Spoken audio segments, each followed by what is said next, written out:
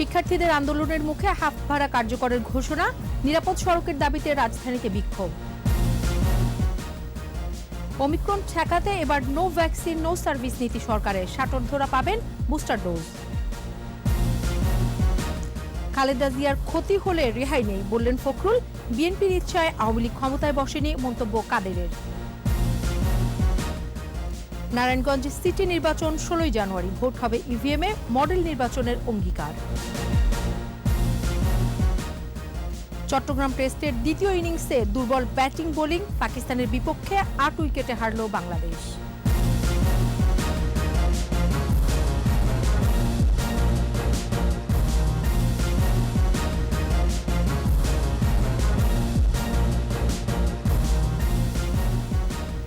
শুনছিলেন first security ইসলামী bank limited সংবাদ শিরোনাম। আমন্ত্রণ সন্ধ্যায় 7:21 সংবাদে, সাথে আছি সোনিয়া স্নিগ্ধা। দর্শক, 21 টেলিভিশনের সংবাদ একই সাথে সরাসরি দেখতে পাবেন আমাদের ফেসবুক পেজ www.facebook.com/2124 অনলাইনে। এছাড়াও সংবাদে আরও থাকছে, সপ্তমবারের মতো ব্যালন ডিওর জিতলেন লিওনেল মেসি, প্যারিসে জমকালো সমারোহ।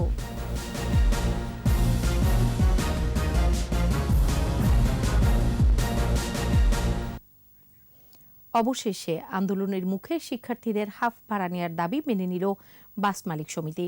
বুধবার থেকে কার্যকর হবে হাফ ভাড়া, তবে দেখাতে হবে শিক্ষার্থীদের ছবিযুক্ত আইডি। রিয়াদ সুমনের রিপোর্ট, জানাচ্ছেন জসিম জুয়েল। বেশ কয়েকদিন ধরেই নিরাপদ সড়ক ও বাসে শিক্ষার্থীদের হাফ ভাড়ার দাবিতে আন্দোলন করে আসছিল শিক্ষার্থীরা। আন্দোলনের মুখে সেই দাবি মেনে নিয়েছে বাস মালিক সমিতি। মঙ্গলবার এক সংবাদ সম্মেলনে বাস মালিক সমিতির পক্ষ থেকে জানানো হয়, বুধবার থেকেই শিক্ষার্থীরা অর্ধেক ভাড়ায় বাসে চড়তে পারবে, তবে সেক্ষেত্রে বেশ কিছু শর্ত জুড়ে দেওয়া হয়েছে। ছুটির সময় ছাত্রদের হাফ ভাড়া কার্যকর হবে না। হাফ ভাড়া দেওয়ার সময় স্ব শিক্ষা প্রতিষ্ঠানের ছবিযুক্ত আইডি কার্ড প্রদর্শন করতে হবে। সকাল 7টা থেকে সন্ধ্যা 8টা পর্যন্ত হাফ ভাড়া কার্যকর থাকবে। সরকারি, সাপ্তাহিক এবং শিক্ষা প্রতিষ্ঠানের মৌসুমি ছুটির সময় তা কার্যকর হবে না সহ বেশ কিছু শর্ত জুড়ে দেওয়া হয়। 1 ডিসেম্বর থেকে ছাত্রদের বাসে হাফ ভাড়া কার্যকর করা হবে। সকল পরিবহন মালিকদের প্রতি এবং শ্রমিকদের প্রতি আমাদের অনুরোধ থাকবে, ছাত্ররা যেন হাফ ভাড়ায় যাতায়াত করতে পারে সে ব্যাপারে নিশ্চিত করার জন্য। বাস মালিক সমিতির এই সিদ্ধান্ত শুধুমাত্র ঢাকার জন্য কার্যকর হবে বলেও জানান সড়ক পরিবহন মালিক সমিতির সাধারণ সম্পাদক। ছাত্ররা আমাদেরই সন্তান, তারা যেন এখন থেকে তাদের পড়ালেখায় মনোযোগ দেয়। তারা যখন স্কুল কলেজ ভার্সিটিতে ফেরত যায়, রাস্তায় এইসব আর আন্দোলন না করে তারা যেন ফেরত যায়, এটা তাদের প্রতি আমাদের আহ্বান থাকবে। এদিকে আজও নিরাপদ সড়ক ও হাফ ভাড়ার দাবিতে বিভিন্ন সড়কে অবস্থান নেয় শিক্ষার্থীরা। জসিম জুয়েল, 21 টেলিভিশন, ঢাকা। রামপুরায় বাসের চাপায় শিক্ষার্থী নিহতের ঘটনায় রাজধানীর বেশ কটি স্থানে বিক্ষোভ সমাবেশ ও সড়ক অবরোধ করে বিভিন্ন প্রতিষ্ঠানের শিক্ষার্থীরা। নিরাপদ সড়ক নিশ্চিত সহ দেশের সর্বোচ্চ গণপরিবহনে হাফ পাস কার্যকরের দাবি তাদের। শিক্ষার্থীরা অবস্থান নেয় সড়ক পরিবহন কর্তৃপক্ষ, বিআরটিও অফিসের সামনেও। রাসেল খানের রিপোর্ট। বাসের চাপায় আবারও রক্তে লাল রাজপথ। জন্মদিনেই না ফেরার দেশে পাড়ি জমালেন রামপুরার একরামুন্নেসা স্কুল থেকে সদ্য এসএসসি পরীক্ষা শেষ করা শিক্ষার্থী মাইনুদ্দিন ইসলাম দুর্জয়। বন্ধুদের সাথে জন্মদিনের অনুষ্ঠান শেষে সোমবার রাতে বাসায় ফিরছিলেন দুর্জয়।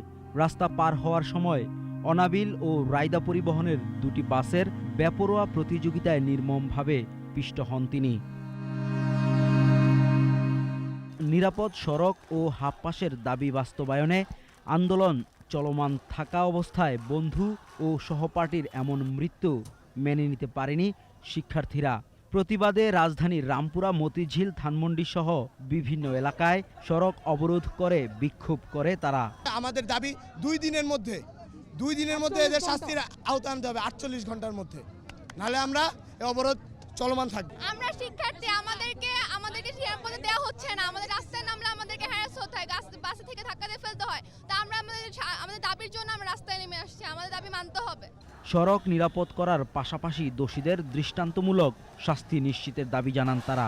খুনি যে মার্ডার করছে সেই মার্ডারের বিচার যাতে আমাদের পর্যন্ত পৌঁছায়, খালি গ্রেফতার হয়েছে পর্যন্ত না, আর এখানে একটা ফুট ওভার ব্রিজ করে দেবে এই পর্যন্ত না। সড়ক অবরোধে যানবাহন চলাচলে বিঘ্ন ঘটায় বিপাকে পড়েন সাধারণ মানুষ।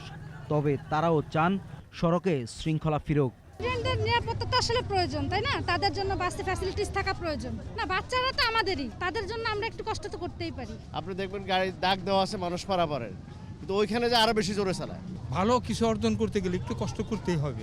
এদিকে গাড়ি চাপায় শিক্ষার্থী হত্যাকারীদের দ্রুত বিচার ট্রাইব্যুনালে বিচার, গণপরিবহনে সারা দেশে শিক্ষার্থীদের জন্য অর্ধেক ভাড়া নিশ্চিত করা সহ 9 দফা দাবিতে বিআরটিএ ভবনের সামনে অবস্থান নেয় শিক্ষার্থীরা। আমাদের 9 দফা দাবিগুলো আমরা পেশ করছি। এছাড়া আমরা যাতে স্কুল কলেজে সুস্থ মতনে আসতে পারি এবং যাইতে পারি, আমাদের জীবনে যে একটা নিরাপত্তা, আমরা সরকারের থেকে এই নিরাপত্তাটা আমরা আশা করি। ঢাকা সহ সারা দেশে সকল গণপরিবহনে সড়ক, নৌ, রেলপথ ও মেট্রো রেলে শিক্ষার্থীদের হাফ পাস নিশ্চিত করে প্রজ্ঞাপন জারি করতে হবে। এই আমাদের 2টি দাবি সহ আমাদের পরবর্তী যে আরও 9টি দাবি আছে, এই 9টি দাবি যতক্ষণ পর্যন্ত মেনে নেওয়া না হবে এবং এই দাবিগুলোর ব্যাপারে যতক্ষণ পর্যন্ত সিদ্ধান্ত না জানানো হবে, ততক্ষণ পর্যন্ত আমাদের শিক্ষার্থীরা এখানে অবস্থান কর্মসূচি পালন করবে। সব দাবি আদায় না হওয়া পর্যন্ত আন্দোলন চলবে বলে জানায় শিক্ষার্থীরা। রাসেল খান, 21 টেলিভিশন, ঢাকা। করোনা ভাইরাসের নতুন ভ্যারিয়েন্ট ওমিক্রন মোকাবেলায় সর্বাত্মক প্রস্তুতি নিয়েছে সরকার। এবার নো ভ্যাকসিন নো সার্ভিস এই পথে হাঁটবে স্বাস্থ্য মন্ত্রণালয়। পাশাপাশি 60 ঊর্ধ্ব সবাইকে করোনা ভ্যাকসিনের বুস্টার ডোজ দেওয়ার সিদ্ধান্ত নিয়েছে। তবে এরই মধ্যে আফ্রিকা থেকে আসা 240 জনের কোনো খোঁজ পাওয়া যাচ্ছে না বলে জানিয়েছে স্বাস্থ্যমন্ত্রী। মাহমুদ হাসানের রিপোর্ট। করোনার ডেল্টা ভেরিয়েন্টের নতুন আতঙ্ক ওমিক্রন। আফ্রিকার এই ভেরিয়েন্ট ইতিমধ্যে ছড়িয়ে পড়েছে বিশ্বের বিভিন্ন দেশে। বিশ্ব স্বাস্থ্য সংস্থা বলছে অতীতের যে কোনো ভেরিয়েন্টের তুলনায় ওমিক্রন ভয়াবহ। দেশে এখনও এই ভেরিয়েন্টের উপস্থিতি পাওয়া যায়নি।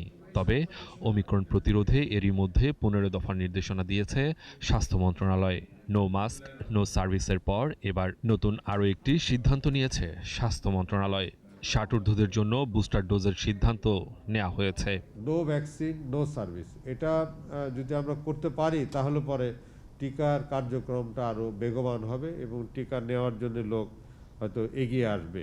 যারা 60 ঊর্ধ্ব আছে এবং সিভিয়ার অসুস্থ যারা, তাদেরকে আমরা বুস্টার ডোজের কথা চিন্তা ভাবনা করেছি। আক্রান্ত দেশ থেকে আসতে লোকজনদের নিরুৎসাহিত করছে সরকার। যারা আসছেন তাদের 14 দিনের কোয়ারেন্টাইনের নির্দেশনা দেওয়া হয়েছে। তবে এরই মধ্যে আফ্রিকা থেকে আসা 240 জনের কোনো খোঁজ পাওয়া যাচ্ছে না বলে জানালেন স্বাস্থ্যমন্ত্রী। আফ্রিকান কন্টিনেন্ট থেকে অথবা সাউথ আফ্রিকা থেকে, সেখানে আমরা চাইব নিরুৎসাহিত করা এই মুহূর্তে, যাতে তারা না আসে এবং তাদের সাথে আমাদের কোনো ফ্লাইট যাতে না থাকে। 240 জন লোক আসছে সাউথ আফ্রিকা থেকে গত 1 মাসে এবং তাদেরকে আমরা কন্ট্যাক্ট ট্রেসিং করার চেষ্টা করছি, কিন্তু আফসোসের বিষয় তারা সকলে তাদের মোবাইল ফোন বন্ধ করে রাখছে এবং তারা ঠিকানাটাও তারা ভুল দিয়েছে। ওমিক্রন ভেরিয়েন্টের উপস্থিতি না থাকায় সকল কার্যক্রম স্বাস্থ্যবিধি মেনে স্বাভাবিক নিয়মেই চলবে। পাবলিক পরীক্ষাও চলবে, তবে সামাজিক, ধর্মীয় ও রাজনৈতিক সমাগম পরিহার করতে উৎসাহিত করছে সরকার। নির্বাচন চলবে, বাট যাতে কিনা স্বাস্থ্যবিধি মেনে করে, সভা সমিতি যেগুলো সভা সমাবেশগুলো সীমিত করে। মাহমুদ হাসান, 21 টেলিভিশন, ঢাকা। করোনার ভ্যারিয়েন্ট ওমিক্রনের অনুপ্রবেশ ঠেকাতে রেড লিস্টভুক্ত 12টি দেশের তালিকা থেকে বাংলাদেশের নাম বাদ দিয়েছে ভারত। এ বিষয়ে বাংলাদেশের অবস্থান পরিষ্কার করার পর এই সিদ্ধান্ত থেকে সরে এলো দেশটি। এসব জানিয়েছেন পররাষ্ট্রমন্ত্রী ডক্টর একে আব্দুল মোমেন। না, আমরা অত ডিটেল জানতে চেষ্টা করিনি। হ্যাঁ, তারা কেন যে রেখেছিল উই ডোন্ট নো। আমরা রিকোয়েস্ট করেছি, আমরা বলেছি দেখো আমাদের দেশে আর কোনো মৃত্যু নাই, 1 2 জন। আমাদের গত অনেক দিন ধরে আমাদের ইনফেকশন রেট ইজ বিলো 2। আমরা তোমাদের থেকে বেটার, আর তোমরা আমাদের রেড লিস্ট রাখছো কেন? আর সাউথ আফ্রিকার, ইংল্যান্ডের মতো কিংবা ইতালির মতো দলবল করে করে আমার দেশে সাউথ আফ্রিকাতে কেউ আসতেছে না। 1 2 জন আসে আর তোমরা আমাদের এটা রেখেছো, এটা ঠিক করো নাই। তারা আমাদের কথা শুনেছেন, আমাদের রেড লিস্ট থেকে উইথড্র করেছেন। বাংলাদেশে জাতিসংঘের আবাসিক সমন্বয়কারী মিয়া সেপ্পো বলেছেন, জাতিসংঘ রোহিঙ্গা ইস্যুতে বাংলাদেশকে অব্যাহত সমর্থন দিয়ে যাবে। প্রধানমন্ত্রী শেখ হাসিনার সঙ্গে তার সরকারি বাসভবন গণভবনে বিদায়ী সাক্ষাৎ করতে গিয়ে আশ্বাস দেন তিনি। এ সময় বাংলাদেশে তার কাজের অভিজ্ঞতা ও সরকারের আন্তরিকতার জন্য কৃতজ্ঞতা প্রকাশ করেন জাতিসংঘের প্রতিনিধি। এর আগে প্রধানমন্ত্রী শেখ হাসিনার সঙ্গে সৌজন্য সাক্ষাৎ করেন বাংলাদেশে নিযুক্ত ভারতের হাই কমিশনার বিক্রম কুমার দোরাইস্বামী। স্বাধীনতার 50 বছরে দুই দেশের দীর্ঘ বন্ধুত্বপূর্ণ সম্পর্ক অব্যাহত রাখার আশ্বাস দেন ভারতের হাই কমিশনার। প্রধানমন্ত্রী শেখ হাসিনাও মুক্তিযুদ্ধে ভারতের ভূমিকার প্রশংসা করে সম্পর্ক আরও সুদৃঢ় করার আশ্বাস দেন। সাক্ষাতে বঙ্গবন্ধুকে নিয়ে লেখা বইও উপহার দেন প্রধানমন্ত্রী।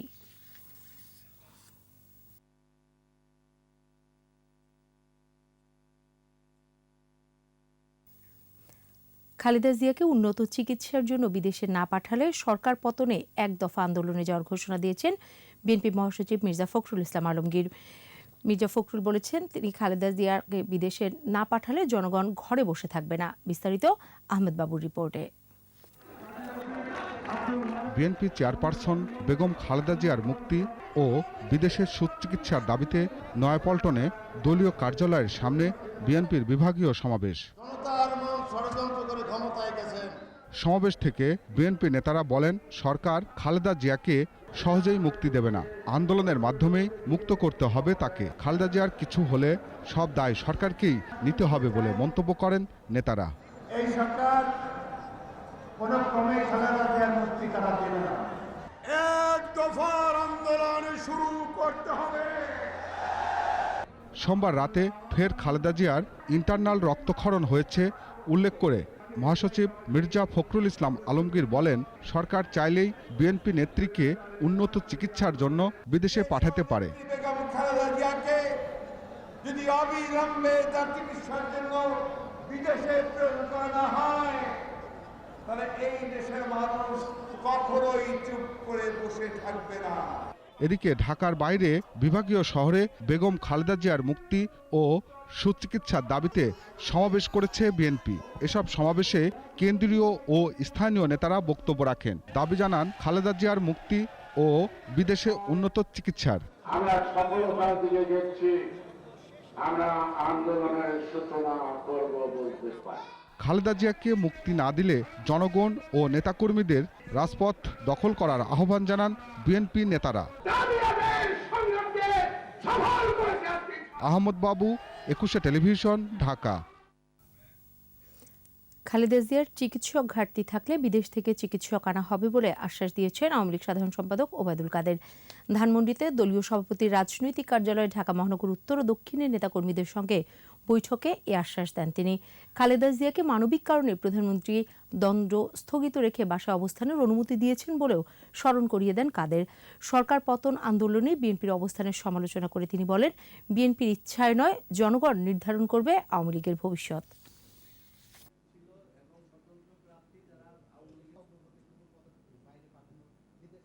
সরকারের পতন নির্ধারণ করবে দেশের জনগণ, স্বয়ং আল্লাহ পাক। বিএনপির ইচ্ছায় সরকারের পতন হবে না। তারা যদি প্রয়োজন চিকিৎসার ঘাটতি আছে, বিদেশ থেকে আরও অভিজ্ঞ চিকিৎসক স্পাটের দরকার হয়, তারা আনতে পারেন। এ ব্যাপারে সরকারের কোনো বাধা নেই। আগামী 16 জানুয়ারি নারায়ণগঞ্জ সিটি কর্পোরেশন নির্বাচনে ভোট হবে। একই দিনের টাঙ্গাইল 7 শূন্য আসনে এবং 5টি পৌরসভায়ও ভোট হবে। ইলেকট্রনিক ভোটিং মেশিনে হবে ভোট। তফসিল ঘোষণা করেছে নির্বাচন কমিশন। স্মৃতিমণ্ডলের রিপোর্ট। দুপুরে রাজধানীর আগারগাঁও নির্বাচন কমিশন সচিবালয়ে প্রধান নির্বাচন কমিশনার KM নুরুল হুদার নেতৃত্বে 91তম কমিশন সভা। পরে তফসিল ঘোষণা করেন ইসি সচিব।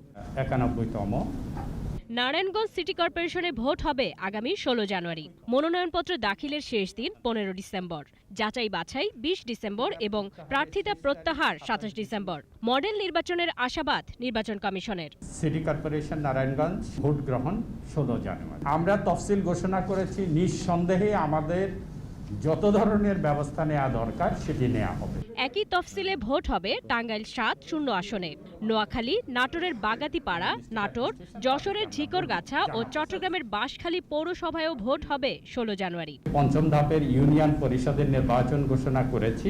স্মৃতি মণ্ডল, ২১ টেলিভিশন, ঢাকা। অস্ত্রের ঝঞ্ঝানি নয়, বঙ্গোপসাগরকে শান্তিপূর্ণ রেখে যোগাযোগ ও অর্থনৈতিক উন্নয়নের কেন্দ্রে পরিণত করতে হবে। এখন সময় সঠিক সিদ্ধান্ত নেবার, উদ্যোগ গ্রহণের। রাজধানীতে এক সেমিনারে এমন কথাই বললেন বিশিষ্টজনেরা। বিস্তারিত জানাচ্ছেন মোহাম্মদ নুরুন্নবী। ভারত প্রশান্ত মহাসাগরীয় বেসিনের সবচেয়ে সম্ভাবনাময় অর্থনৈতিক কেন্দ্র বঙ্গোপসাগর। কন্টেনার পরিবহনের সবচেয়ে সচল করিডোর এটি। এছাড়াও সমুদ্রে থাকা তেল, গ্যাস, খনিজ সম্পদও আকর্ষণের বড় কারণ। তাই ভূরাজনৈতিক কারণে অর্থনৈতিক গুরুত্বের সাথে আছে নিরাপত্তা ঝুঁকিও। ইন্ডিপেন্ডেন্ট বিশ্ববিদ্যালয়ের সেমিনারে বঙ্গবন্ধুর পররাষ্ট্রনীতি এবং আঞ্চলিক ও বৈশ্বিক শান্তি বিষয়ক সেমিনারে বক্তারা বলেন, সামরিক আধিপত্য নয়, বাণিজ্য যোগাযোগ উন্নয়নের মাধ্যমে সবার অর্থনৈতিক স্বার্থ সংরক্ষণ করা সম্ভব। To restore peace in the world, to put an end to terrorism that has wreaked such havoc on our global society.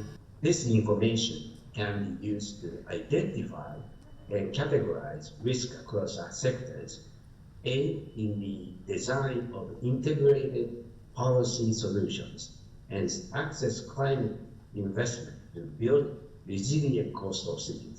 Sunil অর্থনীতির সুফল ঘরে তুলতে আছে প্রযুক্তিগত সীমাবদ্ধতা, তবে সঠিক সময়ে সঠিক কূটনীতি গ্রহণ করতে পারলে বাধা থাকবে না মত কারো কারো। We hope that the Bay of Bengal will become the next avatar in developing peaceful, mutually beneficial cooperation for all Bay countries and emerge as a model for the rest of our troubled world and the challenging times as we face all of us today. পররাষ্ট্র প্রতিমন্ত্রী বললেন, অর্থনৈতিক সম্ভাবনাকে কাজে লাগাতে সরকারের কূটনৈতিক তৎপরতা সঠিক পথেই এগুচ্ছে। As the largest bay in the world, the Bay of Bengal is of pivotal importance to the countries bordering it. Half of the world container traffic passes through this region, and whose ports handle approximately 30% of all trade. Now that's huge, 30%. Mohammad Nurunnabi, ২১ television, Dhaka. নতুন আয়কর আইন করছে সরকার, যা বহুজাতিক কোম্পানিগুলোর অর্থ পাচার ও করফাকি বন্ধে সহায়তা করবে বলে আশা করছে জাতীয় রাজস্ব বোর্ড, এনবিআর। ২০৪১ সালের মধ্যে রাজস্ব আদায় ৫০% প্রত্যক্ষ কর থেকে পেতে চায় সংস্থাটি। তৌহিদুর রহমানের রিপোর্ট। রূপকল্প ২০৪১ বাস্তবায়ন এবং আগামীর বাংলাদেশ বিনির্মাণে আয়করের ভূমিকা শীর্ষক সেমিনার। উঠে আসে উন্নত বাংলাদেশ গড়তে প্রত্যক্ষ কর ও জিডিপির আকার বাড়ানো সহ রাজস্ব আহরণে নানা পরামর্শ। ২০৪১ সালের মধ্যে আমরা যখন উন্নত দেশের তালিকায় অবতীর্ণ হব, আমাদের মাথাপিছু আয় হবে $১২,৫০০ বেশি এবং আমাদের প্রত্যক্ষ আয়করের অবদান হবে ৫০%-এর বেশি, ৫০% অধিক।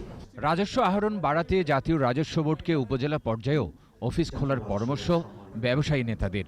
হয়রানিমুক্ত রাজস্ব আদায় ব্যবস্থাপনা চান তারা।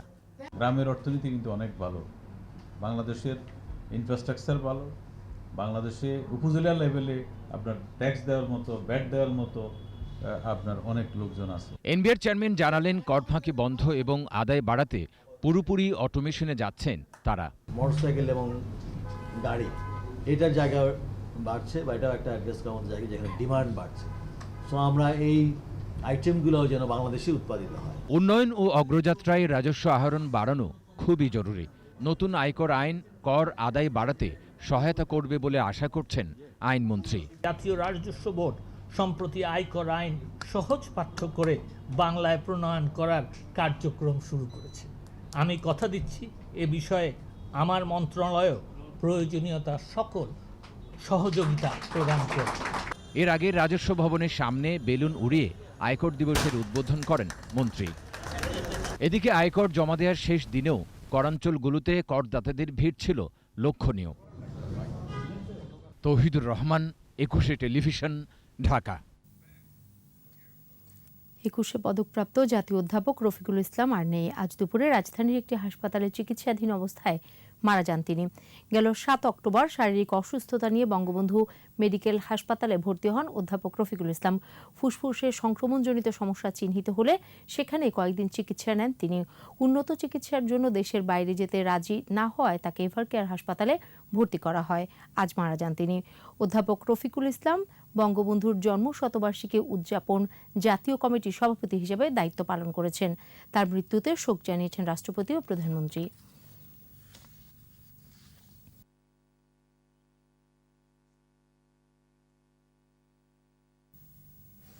এবার আমাদের বিশেষ আয়োজন আমার বাংলা।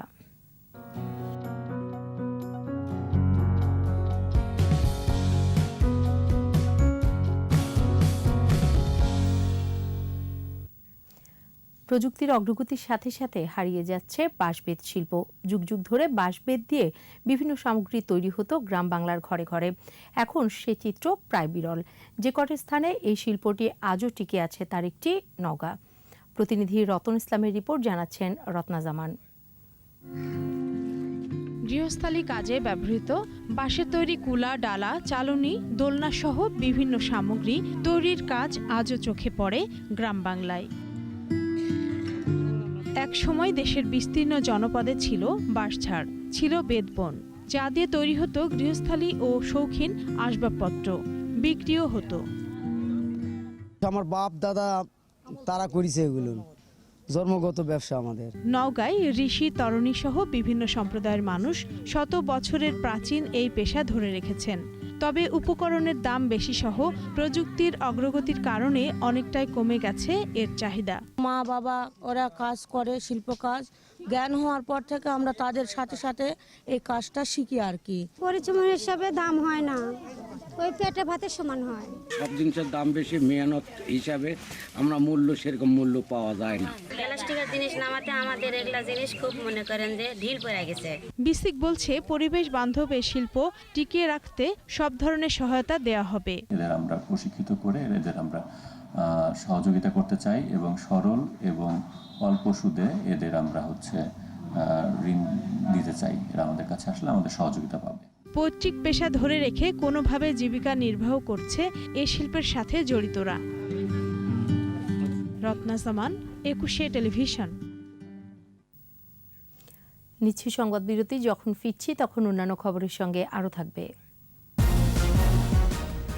কাউন্সিলর সোহেল হত্যার 2 আসামি বন্দুকযুদ্ধে নিহত।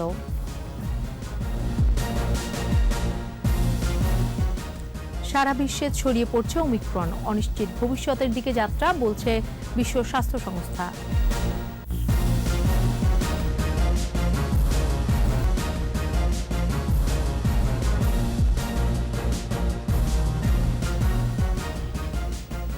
আবার আমন্ত্রণ সন্ধ্যা 7টার 21 সংবাদে। ভয়ঙ্কর ওমিক্রন মোকাবেলায় সীমান্তের চেকপোস্ট ও বন্দরগুলোতে সর্বোচ্চ সতর্কতার নির্দেশ দেওয়া হয়েছে। তবে এই নির্দেশনা এখনও কার্যকর হয়নি। ব্রাহ্মণবাড়িয়ার দক্ষিণ আফ্রিকা ফেরত 7 জনকে হোম কোয়ারেন্টাইনে রাখা হয়েছে। ব্রাহ্মণবাড়িয়া, হিলি ও বেনাপোল প্রতিনিধির সহায়তায় আরও জানাচ্ছেন সমর ইসলাম। ব্রাহ্মণবাড়িয়ার কসবা, নবীনগর ও বাঞ্ছারামপুরে উপজেলা প্রশাসনের পক্ষ থেকে দক্ষিণ আফ্রিকা ফেরত 7 প্রবাসীর বাড়িতে লাল পতাকা টানিয়ে দেওয়া হয়। তাদের হোম কোয়ারেন্টাইনে থাকতে এবং স্বাস্থ্যবিধি মেনে চলতে নির্দেশ দেওয়া হয়েছে। এই দেশগুলো থেকে এসছেন তাদেরকে আমরা বাধ্যতামূলকভাবে হোম কোয়ারেন্টাইন নিশ্চিত করেছি এবং তাদেরকে সেই নির্ধারিত সময় অতিক্রান্ত হওয়ার পরে তারা আমাদের স্বাস্থ্য কমপ্লেক্স থেকে তাদের স্যাম্পল টেস্ট অথবা এটি জাস্ট একটু পরীক্ষা করে নেওয়া, যাতে তারা সবকিছু সুস্থ আছে কিনা এটা নিশ্চিত হওয়ার পরে তারা পরবর্তী স্বাভাবিক কাজকর্ম যাতে করতে পারে। এর আগে জেলা করোনা কমিটির জরুরি সভায় এসব পদক্ষেপ গ্রহণের সিদ্ধান্ত হয়। এদিকে বিশ্বজুড়ে আতঙ্ক ছড়ানো করোনা ভাইরাসের নতুন ধরন ওমিক্রন নিয়ে এখনো বাড়তি ব্যবস্থা গ্রহণ করা হয়নি হিলি স্থলবন্দরে। করোনা সংক্রমণ রোধে নেওয়া আগের নিয়মেই চলছে কার্যক্রম। ওমিক্রন নিয়ে এখনো কোনো নির্দেশনা আসেনি। আমরা আগের যে করোনা ভাইরাসের যে ভারত ফেরত যেটা আছে, সাধারণ জ্বর সর্দি হলে আমরা হাসপাতালে রেফার করতেছি। বেনাপোল চেকপোস্ট এবং বন্দরেও সর্বোচ্চ সতর্কতার নির্দেশনা এখনও কার্যকর হয়নি।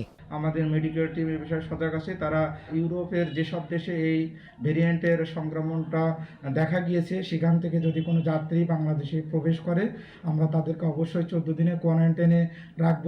এর আগে এক চিঠিতে স্বাস্থ্য অধিদপ্তর সীমান্তে চেকপোস্ট ও স্থলবন্দরগুলোতে সর্বোচ্চ সতর্কতামূলক ব্যবস্থা নেওয়ার নির্দেশনা দেয়।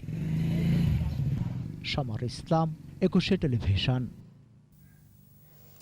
কুমিল্লায় কাউন্সিলর সোহেল ও ওয়ার্ড শ্রমিক লীগ সভাপতি হরিপদ সাহা হত্যা মামলার এজাহারভুক্ত 2 আসামি পুলিশের সাথে বন্দুকযুদ্ধে নিহত হয়েছে। পুলিশ জানায় রাত 1:15টার দিকে এজাহারভুক্ত আসামি সহ কয়েকজন সাংরাইশ এবং নবগ্রাম এলাকায় অবস্থান করছে এমন খবরে ডিবি পুলিশ একাধিক টিম অভিযান চালায়। সে সময় আসামিরা পুলিশকে লক্ষ্য করে গুলি ছোড়ে, পুলিশও পাল্টা গুলি করলে 2 জন আহত হয়। তাদের কুমিল্লা মেডিকেল কলেজ হাসপাতালে নেওয়া হলে চিকিৎসক মৃত ঘোষণা করেন। ঘটনাস্থল থেকে পিস্তল, পাইপগান, গুলি উদ্ধার করা হয়। নিহতরা হলেন সাব্বির হোসেন ও সাজন। এবারে সোশ্যাল ইসলামী ব্যাংক লিমিটেড বাণিজ্য সংবাদ।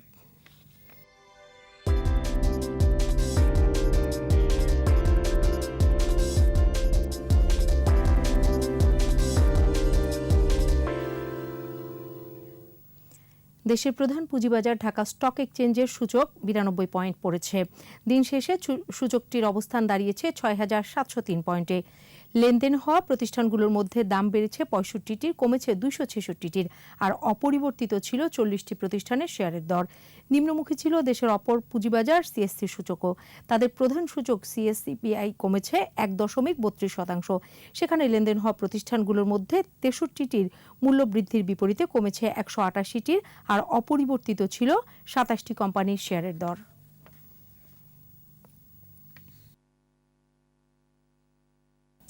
সংবাদ শেষ করব প্রাণীপ্রেমীর খবর দিয়ে।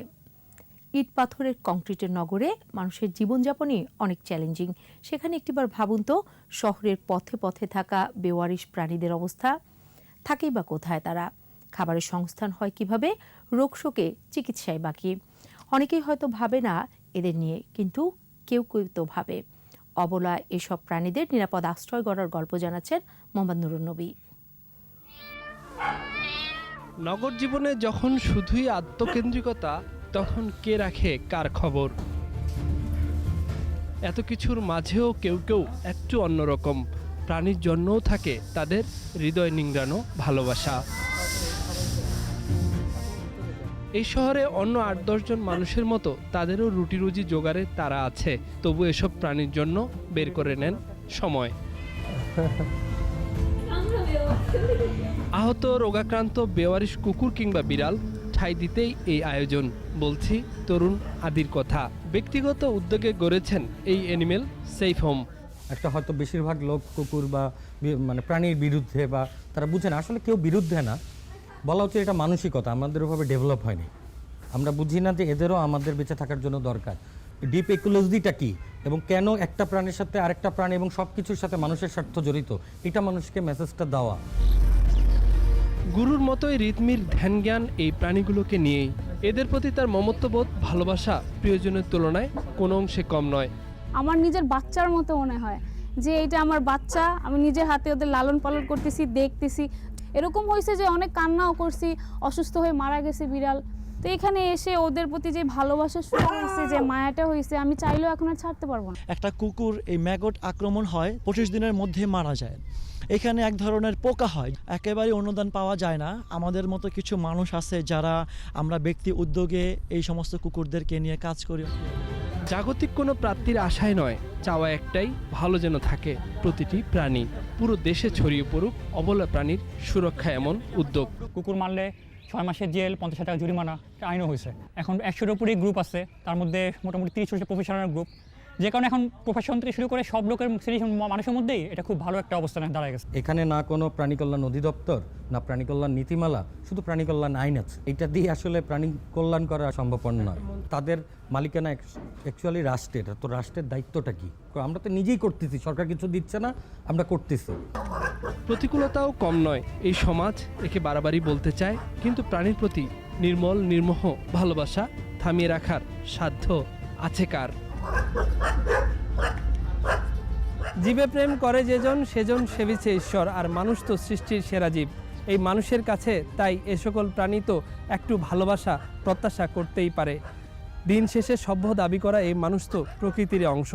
তাই এই জীব বৈচিত্র্যকে রক্ষার জন্য মানুষের ভালোবাসার হাত বাড়ালে ক্ষতিই বাকি। মোহাম্মদ নুরুন নবী, 21 টেলিভিশন, ঢাকা। আর এর সাথে শেষ করছি সন্ধ্যা 7টার 21 সংবাদ। যাবার আগে ফার্স্ট সিকিউরিটি ইসলামী ব্যাংক লিমিটেড সংবাদ শিরোনামগুলো আরও একবার। শিক্ষার্থীদের আন্দোলনের মুখে হাফ ভাড়া কার্যকরের ঘোষণা, নিরাপদ সড়কের দাবিতে রাজধানীতে বিক্ষোভ। ওমিক্রন ঠেকাতে এবার নো ভ্যাকসিন নো সার্ভিস নীতি সরকারের, শাটর-ধরা পাবেন বুস্টার ডোজ। খালেদা জিয়ার ক্ষতি হলে রেহাই নেই বললেন ফখরুল, বিএনপির ইচ্ছায় আওয়ামী লীগ ক্ষমতায় বসেনি মন্তব্য কাদেরের। নারায়ণগঞ্জ সিটি নির্বাচন 16 জানুয়ারি, ভোট হবে ইভিএমে, মডেল নির্বাচনের অঙ্গীকার। চট্টগ্রাম টেস্টের দ্বিতীয় ইনিংসে দুর্বল ব্যাটিং বোলিং, পাকিস্তানের বিপক্ষে 8 উইকেটে হারল বাংলাদেশ।